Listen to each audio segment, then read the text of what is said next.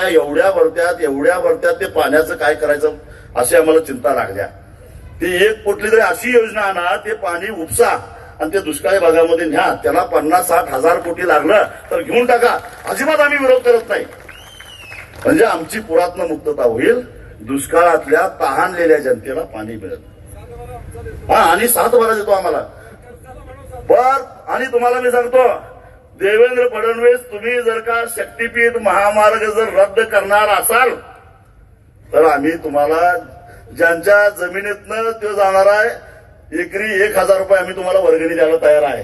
ते तसा प्रकल्प करायला देऊया काय? हा, देऊया. एकरी 1000 रुपये तुम्हाला वर्गणी देतो. शक्तीपीठ रद्द करण्याच्या बदल्यात ते पाणी उचला आणि तिकडे कुठेतरी घेऊन जावा. आणि ज्यांच्या रानात पुराचं पाणी येणार आहे त्यांनी एकरी 5000 रुपये द्यायचे. एकदाच देऊया, म्हणजे परत पाणी तर येणार नाही. असे माझी ऑफर आहे. हे किती पैसे होतात बघा, हिशेब करा आणि कुठेतरी जागतिक बँकेकडनं कर्ज काढा आणि ते जुलै महिन्यातलं पाणी उचला आणि दुष्काळी भागातलं न्या. आमचा तुम्हाला फुल्ल पाठिंबा आहे. मी असं ऐकलं की तुम्हाला पंतप्रधान व्हायचं आहे, व्हा जावा. आमचं काय म्हणणार आहे, व्हा जावा.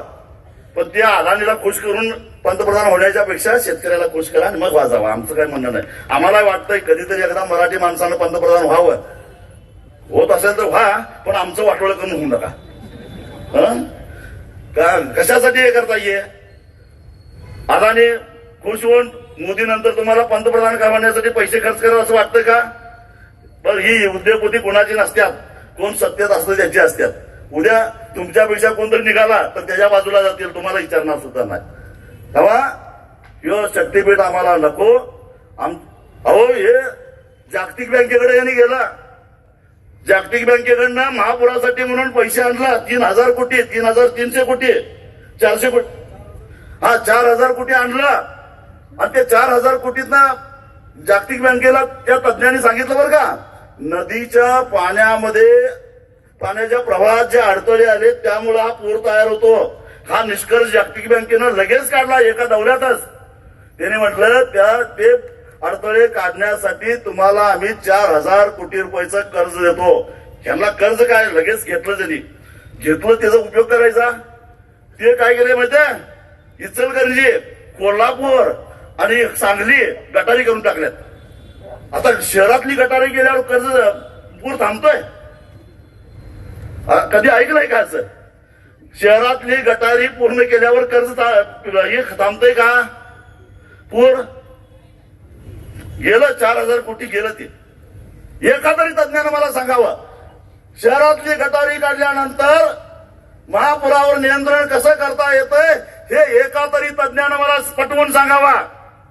काय नाही, महापालिकेच्या निवडणुका होत्या त्यामुळे गटारी केल्या, लोकांना खुश केलं, टक्केवारी घेतली, झालं. तुम्ही आहे तुमचा पूर आहे, काय काशी करा जाऊ तिकडे, काय करायचं ते. असं हे सगळं चाललेलं आहे. मी तुम्हाला हे का सांगायला लागलोय, हे सगळं समजून घ्या.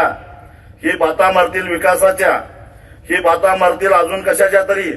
मग एक लक्षात ठेवा, आपली शेती, या जिल्ह्याची प्रगती कशामुळे झाली, त्याचा बेस आहे शेती.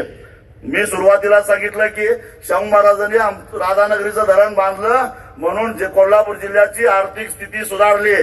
त्यामुळं कोल्हापूर जिल्ह्यामध्ये उद्योगधंदे आले, कोल्हापूर जिल्ह्यामध्ये व्यापार वाढला, कोल्हापूर जिल्ह्यामधली पोरं शिकायला लागली. आणि छत्रपती शाहू महाराजांनी काय केलं की आपली अडाणी जनता शहाणी झाली पाहिजे म्हणून या कोल्हापूर शहरामध्ये प्रत्येक समाजाचं एक हॉस्टेल काढलं, एक बोर्डिंग काढलं. कारण कुणब्याची पोरं शिकली पाहिजे, त्याशिवाय ती शाकणी होणार नाहीत. शाहू महाराजांना माहिती होतं, महात्मा फुल्यांचा मंत्र माहिती होता, विद्येविना मती गेली, मती विना नीती गेली, नीती विना गती गेली, गती विना वित्त गेले. एवढे सारे एका अविद्येने केले हे शाहू महाराजांना माहिती होतं. म्हणून शाहू महाराजांनी शिक्षणाची कास धरली, शिक्षण सक्तीचं केलं. या भामट्यांनी गेल्या काही दिवसामध्ये 2000 मराठी शाळा बंद पाडल्या. जिल्हा परिषदेच्या 16000. डोंगर दऱ्यातला आमचा आजरा तालुका असेल, शेववाडी तालुका असेल, पन्हाळा असेल, गगनबावडा असेल, चंदगड असेल, या डोंगरी तालुक्यातल्या एक शाळा बंद पडायला लागलेल्या आहेत. 0 शिक्षकी शाळा या कोल्हापूर जिल्ह्यामध्ये आहेत. जर शाळेत शिक्षकच नसेल तर त्याला शाळा कशी म्हणायची? पण त्या शाळा यांनी अस्तित्वात आणल्या. अरे भामट्यानो, तुम्हाला विकासच करायचा असेल तर माझ्या डोंगर दऱ्यातल्या पोराला योग्य पद्धतीचं स्वतःच्या पायावर उभा राहता येईल अशा प्रकारचं शिक्षण द्या, मग खऱ्या अर्थानं विकास होईल. त्याला सन्मानानं जगता येईल अशा प्रकारचं काहीतरी व्यवस्था करा. बेरोजगाराच्या तांडेच्या तांडे तयार झालेले आहेत. त्या बेरोजगारांना रोजगार निर्माण करता येईल असा काहीतरी स्वयंरोजगार असेल किंवा नोकऱ्या निर्माण करा तर विकास होईल. कसला विकास करायला लागला ठेकेदारांचा? आणि ठेकेदारांची तुमची काळजी, तुम्हाला काळजी असते तर या ठेकेदारांची 80,000 कोटीची थकबाकी राहिली असती का?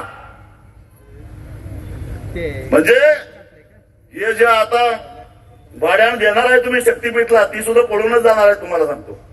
तेव्हा या सगळ्या गोष्टीचा विचार करा आणि आपण आपला जिल्हा वाचवण्यासाठी, आपला भाग वाचवण्यासाठी 13च्या 13 जिल्ह्यातल्या सगळ्या शेतकऱ्यांची एकजूट करून आपल्याला हा लढा करायचा. आणि शक्तीपीठ महामार्ग रद्द होत नाही तोपर्यंत आपण थांबायचं नाही, हा निर्धार करूया. आणि मी एवढंच सांगतो, मी इथंच थांबतो. धन्यवाद.